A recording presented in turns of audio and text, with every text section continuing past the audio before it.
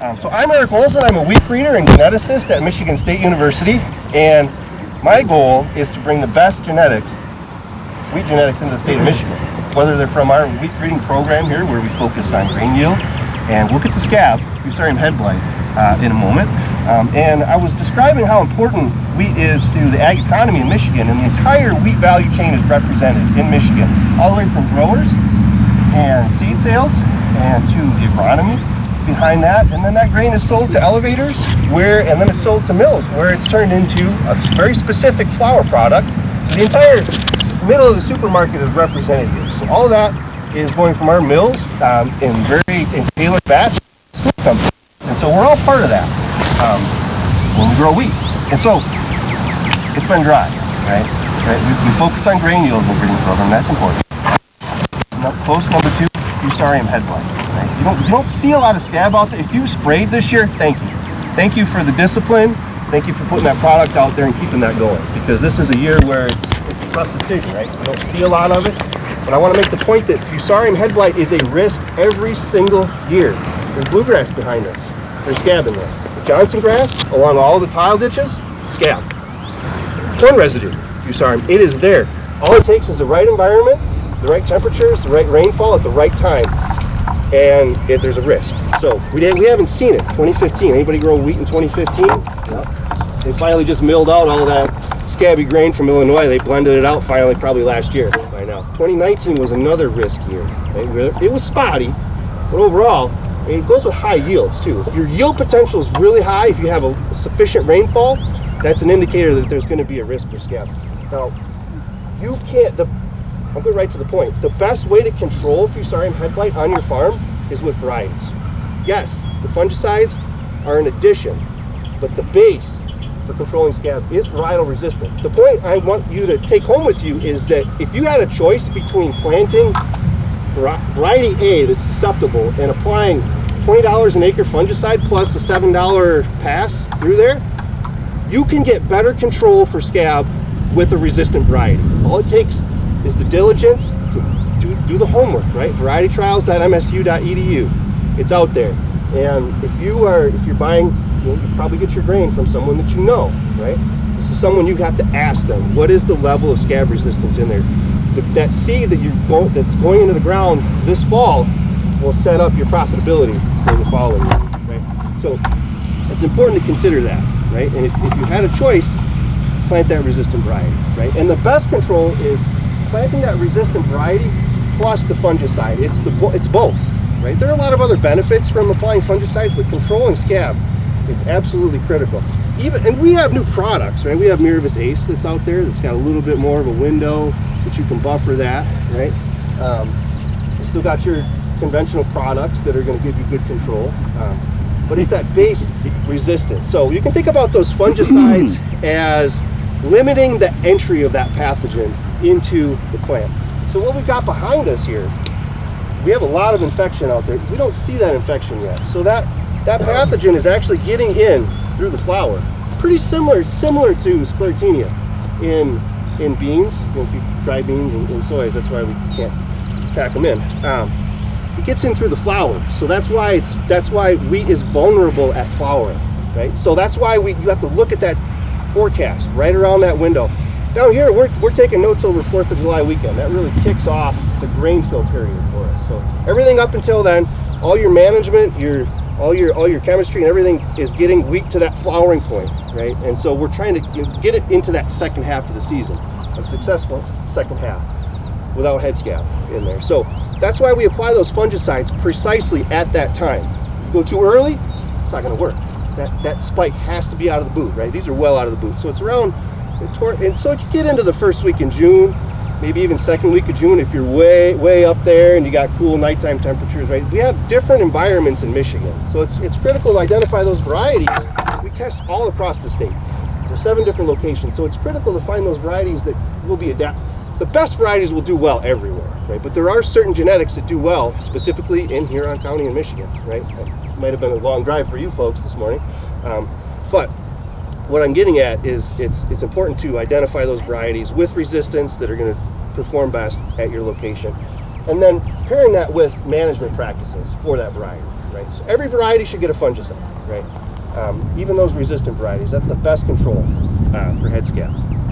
All varieties are different for every trait that we evaluate, right? Head scab is just one of those traits. We evaluate yield, test weight, flowering date, plant height, right? All of those are different for each variety. Just like every one of us is different. I have a brother. He's just as tall as me, right? Similar size.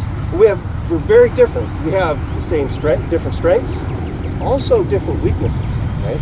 And so it's important to know what those weaknesses are. If there is some vulnerability to scab, you have to make sure that you do hit them if that's the variety that you're locked into planting.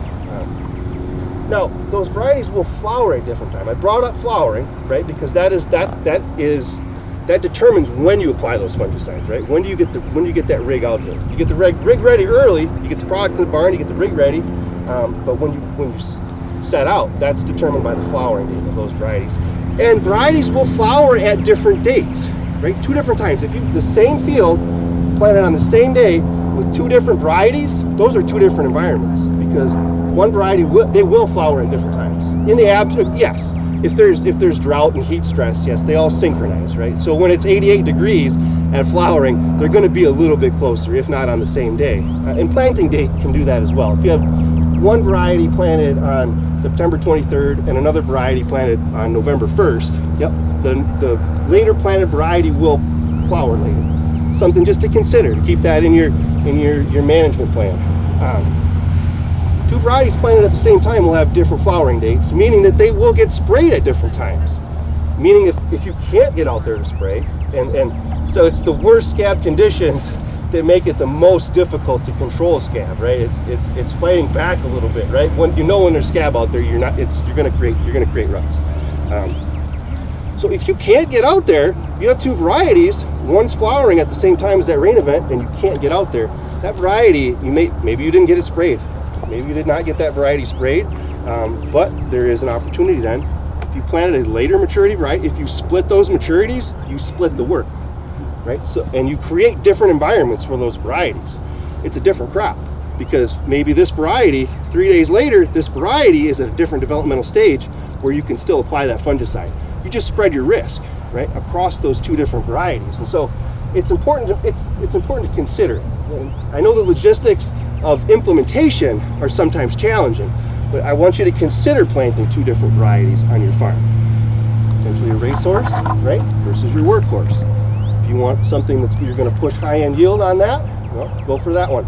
But also have a backup plan. Just like you diversify your investments, it's good to diversify. Each of those varieties is an investment in the success of that crop, right? We have a lot to consider, and I want to emphasize variety. There's a lot, and we're investing a lot per acre in that crop, and you want to cash in on all of that. And so having different varieties allows you to spread risk around a little bit. It spreads the work, and it can spread some risk. So that's kind of my standard message that I like to get folks thinking about out there. And we could talk a little bit about scab specifically, but I want to pause a little bit because I like conversations more than just hearing myself talk. So any questions or comments on what we've discussed up to this point? Different differences in varieties and fungicide timing. Eric, you mentioned the timing of fungicide application. Yes. The window everybody looked at, it was going to be dry. Right. Get through that window of the flowering. Good point. Make decision to spray or not spray. Or not spray. So information that will help that. So the question is, if we get past that flowering window, does it make sense to spray? Is that kind of the gist of it? Yeah. No. Because once that grain has started to develop, the physical structure of the flower has changed. No infection. It's closed off, right? And so the risk of scab drops off after that flowering period. Now we have some efficacy with fungicides. So Marty Chovers looked at this a few years ago. We have up to a 6-day window. Day 1, 2, and 3, it kind of drops off. Day 1, yep, perfect timing is the best. The next day, not as good. 3rd day, you can still do it, but then it drops off. So you got 3 days. So it's okay. It's okay. You can you've got a small window, and with Miravis Ace, You do have maybe a day, 2 days earlier, but that's got to be all the way out of the boot. So that's something to consider when you spray a Miravis product. But yeah, that window of infection is closed then. At 5 days after 5 days, give it 5 days after flowering. Probably 3 is okay, but after that window, you're pretty safe. So if you have that choice to save money right there, you could do that. I will always tell you to spray. My answer is to spray even in a drought year. It's always to spray. But then you start getting into some of those caveats. Yeah. Yep. But once that window's closed, it's closed. Good.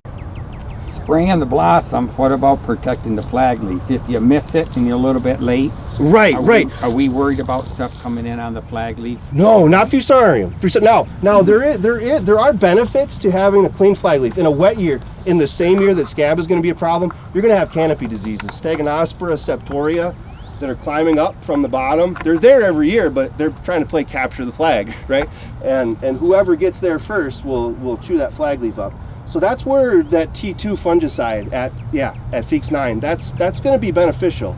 And that has to be, there's a choice. And so there was a time, 2016, we screen stripe rust in the greenhouse every single year. We don't see it every year, but the 1 year in 30, it's a problem, right?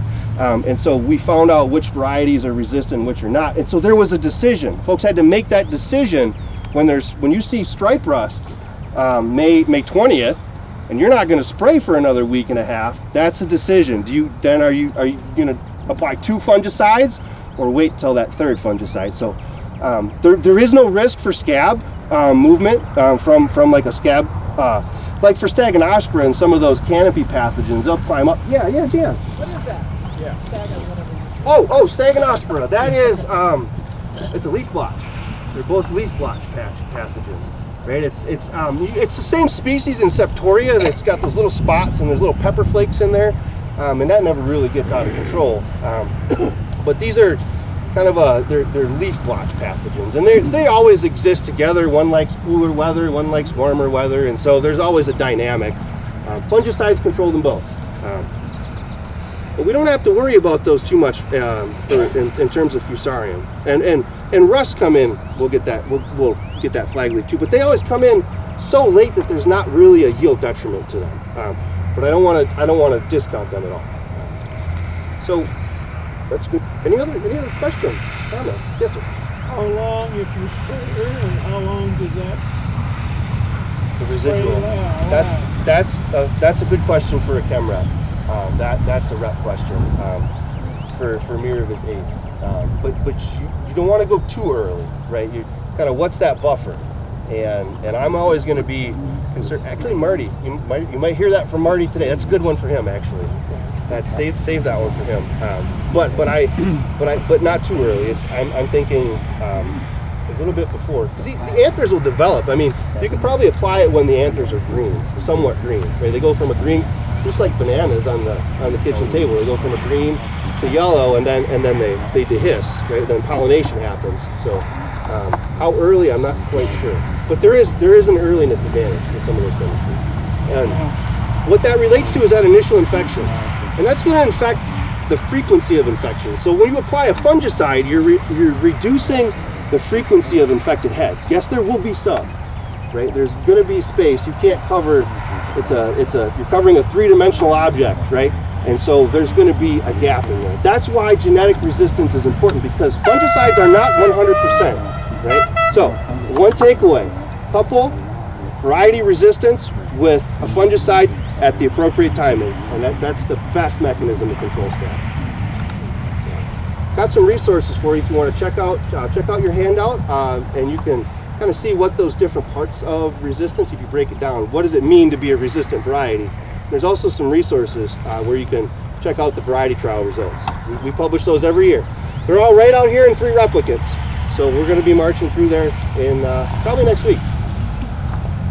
What's the difference in the rye here? What do we? Oh, this is some triticale. We set up this border here. I didn't get into the mechanics of the nursery, but we set this up to create a micro environment. When we're flying these with drones, we're taking thermal images and hyperspectral imaging because it's a lot of work to rate those. We want the drones to do it, the drones and computers, right? So what we see are, you can see where these have been mowed down. infected. So we're past infection now, and so we're in the end game now with these, and so it might be time to head out. It is. That's You right. didn't hear me? Oh, no. I heard it, but they were still interested, so I kept talking. So all I right. did it a couple minutes early because, yeah. So we got a couple minutes yet? Like one. Like one. Okay. All right. So that's how we use the rye, and we can get better drone data if we mow it down on the interior. Eric, real quick. Yes, sir. It's your scab nursery. Yes. You've been irrigating everything. Yes. We've had such a dry climate Yes. for the last 3 weeks. Yes. Do you expect to see much on Yes, this? we have had Don values up to 120 ppm in Ambassador since 2019. In 2020 when there was a drought, 21 there was a drought, 22 there was a drought, and we still get good data. My staff is relentless. That's Amanda Noble, Samantha Mitchell, Amelia Orr, and Aaron Newberry. They are relentless. There's 300 pounds of infected corn out there that it's on an acre and a half. And so there is tremendous inoculum, and we have the appropriate water. We mist irrigate at night so that we're using scab isolates from 6 different counties in Michigan. The whole state of Michigan, all the varieties and all the scab is represented there. And we will report those results in a few weeks. All right. In August, Michigan Farm News. So. Perfect. Eric will also be at the walking plot tour. So if there's more If you're questions. interested in seeing a variety development program and actually walking plots, touch and feel those varieties that are out there, you're welcome to join us at Mason after lunch.